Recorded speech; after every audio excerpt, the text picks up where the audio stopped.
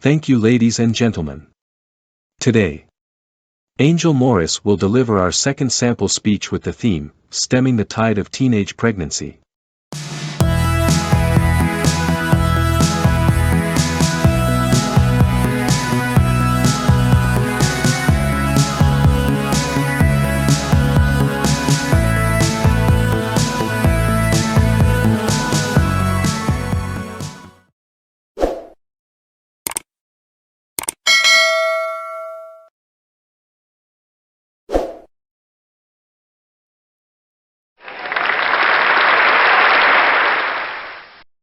Carol was only 15 when she was raped at school by a trusted adult, her teacher.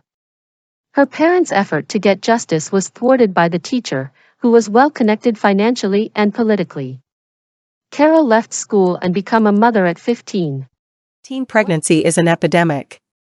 According to the United Nations Children Emergency Fund, globally in 2021, an estimated 14% of adolescent girls and young women give birth before age 18. What are the contributing factors to teenage pregnancy? What effect does it have on teenage girls?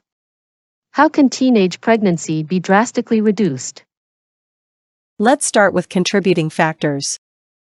Research shows that many teen mothers come from broken homes. Evidently, then, dysfunctional families may set the stage for teen pregnancy.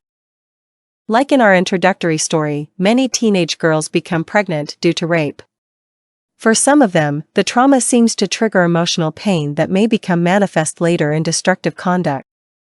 On the other hand, some youths are the victims of their own overconfidence and curiosity.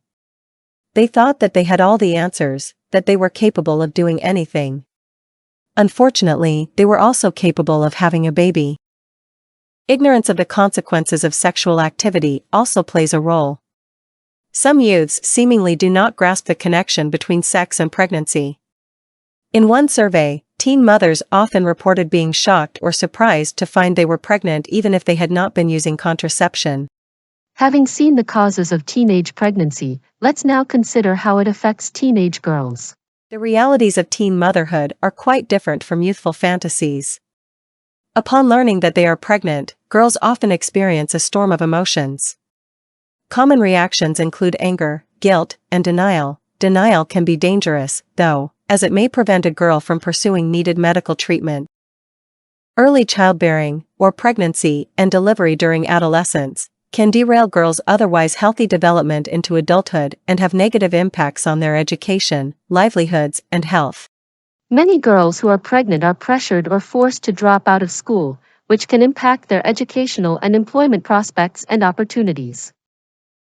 Early pregnancy and childbearing can also have social consequences for girls, including reduced status in the home and community, stigmatization, rejection, and violence by family members, peers and partners, and early and forced marriage.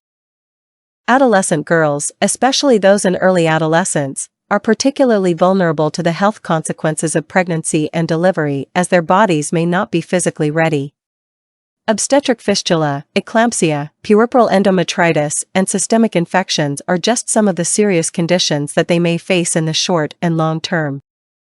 To reduce the rate of teenage pregnancy, we must start from the home. Parents need to be clear about their own sexual values and attitude and talk with their children early about sex and love. Teenagers say they would prefer to have such conversations with their parents or trusted adults. Parents need to supervise and monitor the activities of their children, know their friends and their families, discourage early, frequent and steady dating. Secondly, teenagers themselves must take responsibility for their lives. The only way to be sure you won't get pregnant is to not have sexual intercourse. Those who choose to be sexually active must learn how to avoid pregnancy. Thirdly, the society must help by supporting rape victims and single parents and reduce the rate of broken homes. And lastly, government and its agencies must take stronger actions against sex offenders and encourage victims to speak up. Thank you.